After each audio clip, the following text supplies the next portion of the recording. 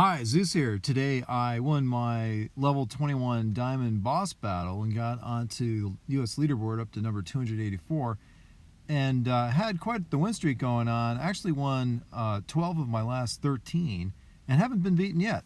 So I want to tell you how I did that, what decisions I made with my TechTree, my combat techniques, and my base design, and I'm going to show all that to you.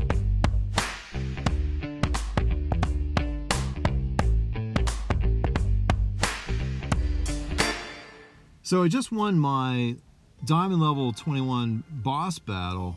Didn't even know it was my boss battle because I got an extra point by beating somebody with a much tougher tech tree than I had. So, this is really great because now I'm going to be able to get the chest to open up the troop damage node. And I've been doing really well even without that. Here is my attack on this guy's base to win the diamond level. Now, I'm barding out the doom cannon there at the beginning, and part of the key to this kind of combat is you have to pick the weakest part of the base and let the heavies spawn out of the heavy choppas. And you want to get a wave going of heavy choppas and these heavies. And the best thing to do is to find a way to go through the base where the max level rocket launchers are never going to address your Zookas in the rear.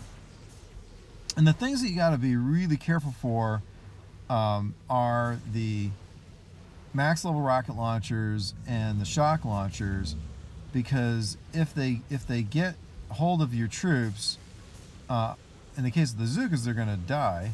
And in the case of the heavies, they're just going to get stopped, and their damage per second isn't so great, so you can really get delayed significantly.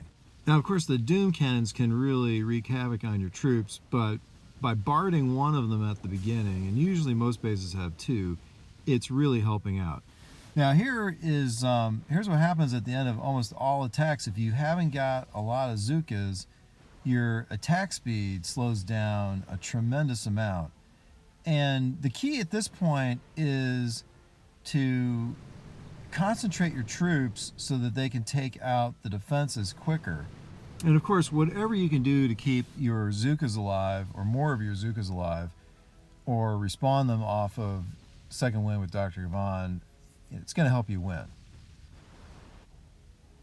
All right, so let's take a look at his attack on my base, and let's discuss my base design. You can see, why it's powerful. Now, he's using 4 boats of heavies also, in addition to 4 boats of Zookas, which I've done some experimentation, and I've concluded that is the meta at this level.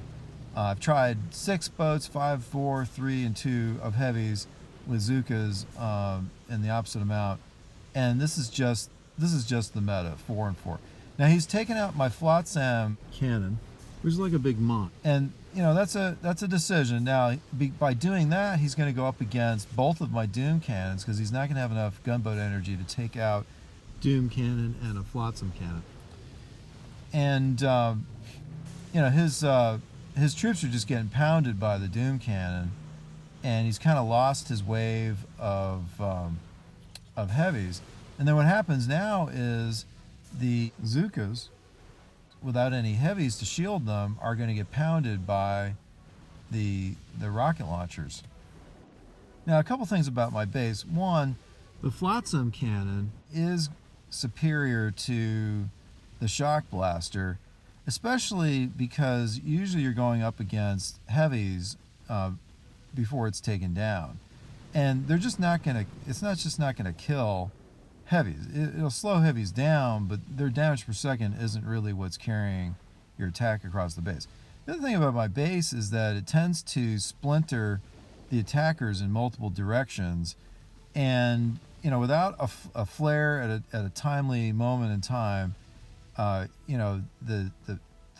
attack gets dissipated, and the Zookas get mowed down by the rocket launchers because they're nicely spread across the back of the base, back edge, and this guy isn't even gonna complete my base, although he came pretty close.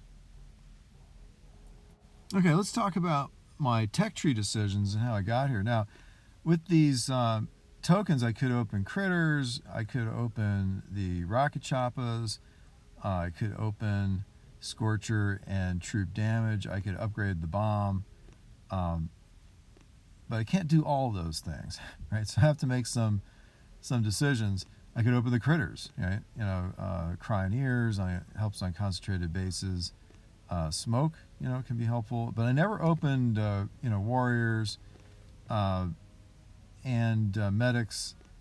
Have not upgraded Kavan all the way. I haven't even upgraded the shock bomb once. I haven't opened tanks, and there's the defensive node, and I've got the flare on level 4. So thinking it through, the lack of offensive punch means that I really need to get the troop damage node and max it out right away. And I have enough left over tokens to upgrade the bomb, which would be helpful with gunboat energy. Now, of course, I could save it for when I get the critters, but I think getting the bomb maxed is the better way to go, because it means that when I do barding of the doom cannons in the beginning, I'm going to end up using less gunboat energy and have more gunboat energy to protect my Zookas, which is really critical to speed in completing the base. Okay, well, let's jump right back into combat, and with my upgraded troop damage node, I'm going to risk my win streak and see if I can't push further up into the leaderboard. So, this base, he's got doom cannon there, and then a doom cannon in the far back. And while I like to go after the weakest part of the base, and that doom cannon in the front makes that part of the middle part of the base actually quite strong.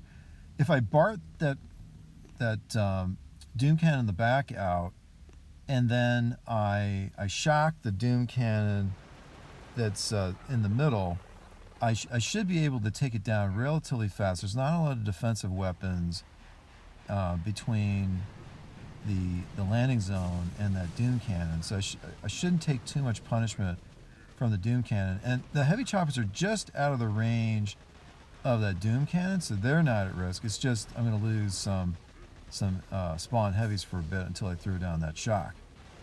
And then I have to be a little careful also of the rocket launcher. When my heavies get right up against the rocket launcher, you got to be really careful to make sure that the rocket launcher doesn't shoot over the heavies and wipe out your Zookas. Because I can tell you, maybe only one sequence of hits from one of these max level rocket launchers, and the entire group of Zookas are dead, and then you're really screwed. Now, at this moment, I'm taking some damage from the rocket launcher on the left, so I'm going to flare over there once I take down a few of those things past the core that I took down, the engine I took down. Take that rocket launcher down, and then my troops will split nicely here, and some will go after the shock launcher in the middle and actually distract it from going after my main body of troops, which is a really good thing, while my main body of troops just goes and reduces the left side of the base there, right? So as long as I can keep that group in the middle alive. Now they've already taken down one of the shock launchers, which is really awesome, and I'm kind of letting them go because with second wind I can respawn those troops where I actually want them. But in the meanwhile, that rocket launcher is going after the troops that I'm kind of sacrificing, and the shock launcher was going after the troops that I was sacrificing. Now the shock launcher's got a hold of my main group of Zookas, and it's causing me a lot of pain here. But I got nothing until now. I threw down the shock, and that's going to help me a lot turn the corner and get my heavies and heavy choppas in front of that shock launcher. But in the meanwhile, I gotta make sure that they don't get killed, by one more shock, and I have enough for another shock. So there you go. So now things are pretty well in hand, because the shock launcher is going to refocus on my heavies in front, and my Zookas in back should have a clean fight. Now my opponent's finished, but I think I did take a bit of time to analyze the base and talk it through. So, the flare to the last engine, hopefully we've got enough firepower back there with the Zookas to take it down. And we did 1 minute and 13 seconds. So let's see if that was good enough to win. It looks like it was, because he's not level 20. Awesome. Okay. So, and look at that. We got extra stars for the first win of the day, which is a bit of stroke of luck. Kind of random when that pops up. All right, so look here again. I've had just a tremendous win streak. Now I'm number 284 in the U.S. and haven't been beaten yet. Haven't played. Just wanted to put this video together and get it out to you. Not that far off the global leaderboard. Anyway, I hope you enjoyed the video. And if you did, please subscribe to our channel and give this video a like. And thanks as always to Hercules for help with the video editing.